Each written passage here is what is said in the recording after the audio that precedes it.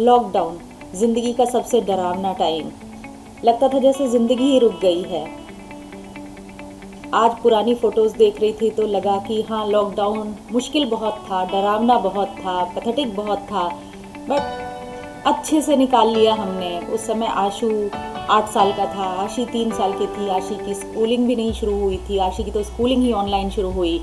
पर कुछ कुछ करके, कैसे करके, मिलजुल कर और 1 साल तक बिना किसी हाउस हेल्प के हमने वो लॉकडाउन निकाला था। आज फ़ोटो देखते वक्त सारी यादें दोबारा से ताज़ा हो गई। तो आइए मेरे साथ मिलकर एक बार मैं आपको सुनाती हूँ अपने लॉकडाउन की कहानी, कैसे शुरू हुआ और कैसे ख़त्म हुआ। 2020 जब हमने डिसाइड किया इवन बिफोर लॉकडाउन कि हम हाउस हेल्प को अब अभी के लिए मना कर देते हैं, और ये थी हमारे अपने लॉकडाउन की शुरुआत। और ऑफिशियली लॉकडाउन तो बहुत बाद में लगा।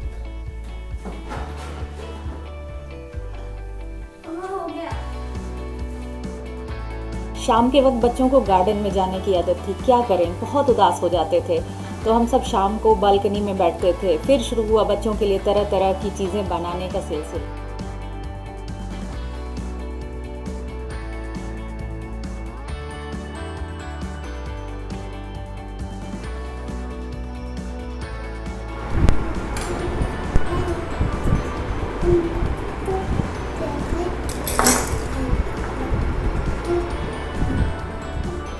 Brothers day, Baba, thank you. 5 अप्रैल जब पूरे भारत ने शाम के टाइम मोदी जी के कहने पर दिए जलाए थे, हमने भी दिए जलाए थे, हमारी पूरी सोसाइटी ने दिए जलाए थे। अपनी बालकनी में दिए रखकर हमने अपनी सोसाइटी को देखा था। पूरी सोसाइटी के लोग बाहर थे और खूब क्लैपिंग कर रहे थे। उस समय काफ़ी अच्छा लगा था, पता नहीं क्यों दिल को ऐसा लगा था कि अब सब ठीक होने वाला है।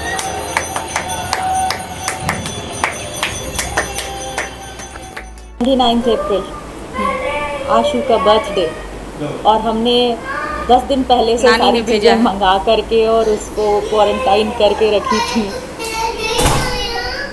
तुम्हारा थर्सडे को आ जाएगा।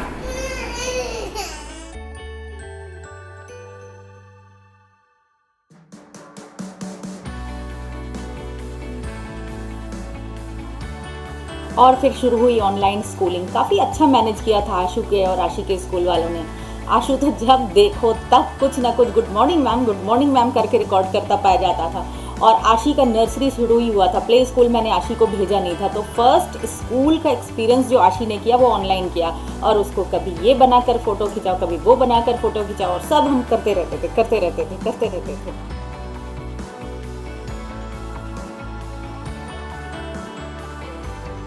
हिंदी भाषा नहीं, भावों की अभिव्यक्ति है। मातृभूमि पर मर मिटने की भक्ति है। Good morning, ma'am, and my dear friends. I, Akash Srivastava, is going to narrate a story of an act of bravery. Good morning to all. My name is Akash Srivastava, and I study in 5th B. If I am chosen as the sports captain. Good morning all. My name is Akash Srivastava. I am a student of Harriet Pucho. Good morning, ma'am, and my dear friends. Today I will tell you pigeon as a mode of communication. और ये पता नहीं किस state को represent कर रहा था। इधर इनका शुरू हुआ स्टैंडिंग लाइन। बालकनी में पहली बार बैठाया गया, बेटा स्टैंडिंग लाइन बना ले। और ये वर्ल्ड एनवायरनमेंट डे पे प्लांट को पानी देते हुए फ़ोटो भेजनी थी। ये अर्थ डे है शायद। और इसके बाद ये भी एनवायरनमेंट डे से ही रिलेटेड था, अपने हाथ का बना के भेजना था। और अब इनको पोएम बोल।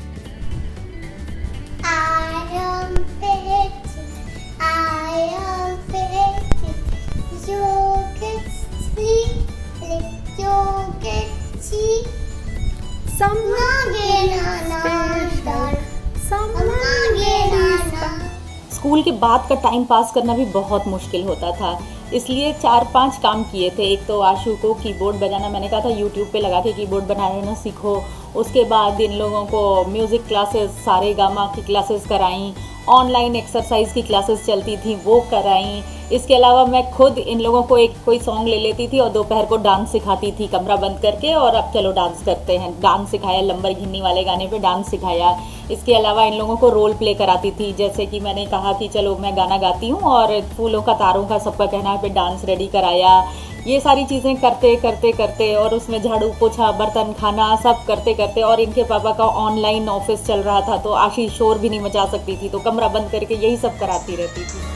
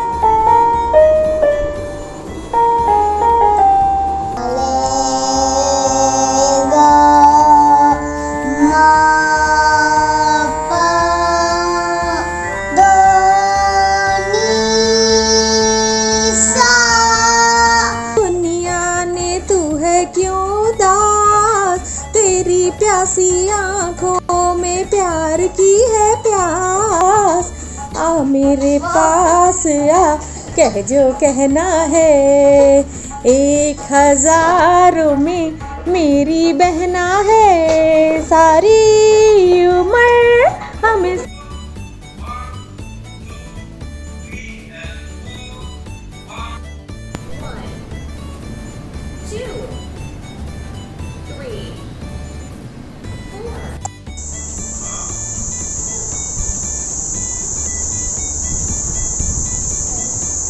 और इस तरह मार्च से आ गया जुलाई और इनके पापा का बर्थडे।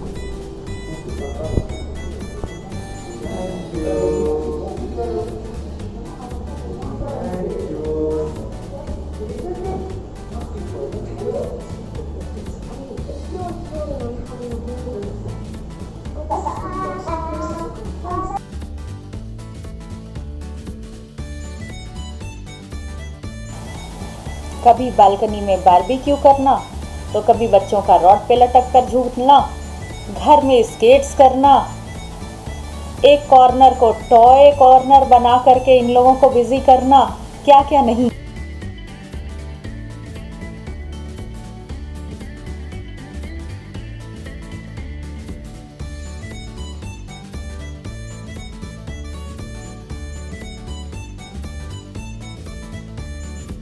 इधर पापा और आशु वीडियो गेम खेल रहे हैं। आशी तो छोटी है, 3 इयर्स की ही है, वीडियो गेम तो खेल नहीं सकती, तो क्या करें, तो फिर मम्मा की नकल कर लेते हैं। पापा के सर की मालिश, और ये तेल मालिश चंपी मालिश करने को उस समय बाल को पॉलिश करना कहती थी।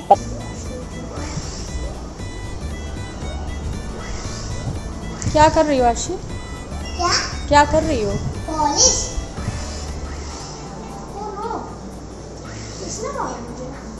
आशी का गुस्सा और रोना तो रहना मुश्किल करके रखता था, पर पटर पटर पटर पटर बातें करना बहुत मन लगाता था।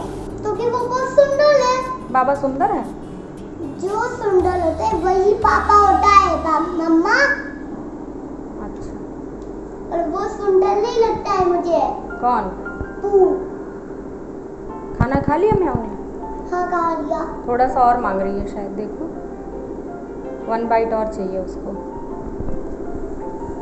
अब तो उसका खाना पूरा फिनिश हो गया, थोड़ा दोबारा बना लेती हूँ। लॉकडाउन का इंडिपेंडेंस डे, बच्चों ने फ्लैग बनाया, फिर आया रक्षाबंधन, हमने घर में रक्षाबंधन मनाया, सारी चीज़ें पहले से मंगा, और हाँ फाइनली आ गया सितंबर, आशी का हैप्पी बर्थडे, और आशी हो गई 4 इयर्स की।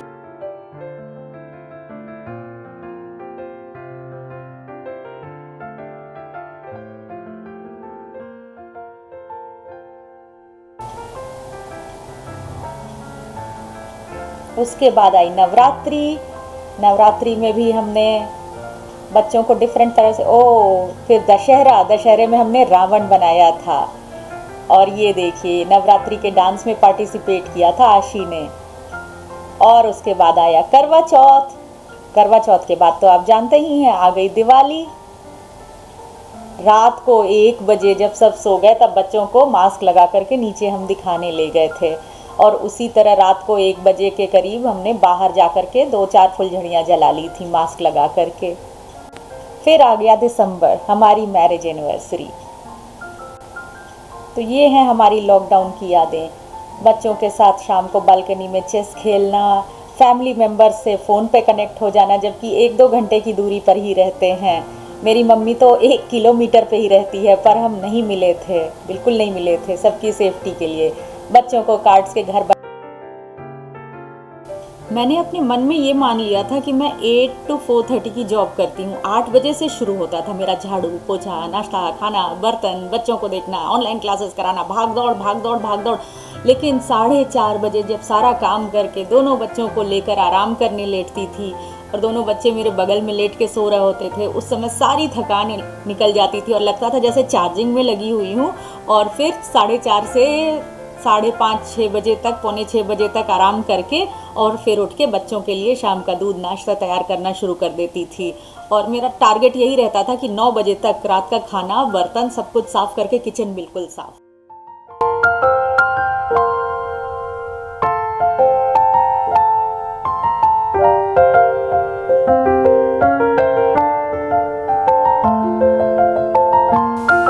और फिर धीरे धीरे जब थोड़ा सा रिलैक्सेशन हुआ तो एक दिन बच्चों को हमने सारा मास्क वास्क लगाया और एक राउंड नीचे का लगा कर ले आए। फिर मेरे देवर जो 2 घंटे की दूरी पे रहते हैं घर खरीद रहे थे, थोड़ा सा रिलैक्सेशन भी हो गया था तो वो घर देखने के लिए हम गए, क्योंकि भाई चॉइस करना भी तो ज़रूरी था। फाइनली कोविड का जोर कम होने लगा। सबसे पहली बार हम मिले हमारे देवर के नए घर के गृह प्रवेश में, और फिर नॉर्मल लाइफ शुरू हुई। बीच की चीज़ें काट दी हैं और वापस हम एक बार फिर इकट्ठे होने लगे फैमिली में, और सारे त्यौहार फिर से एक बार साथ में मनाना शुरू कर दिया। And now we are back to normal.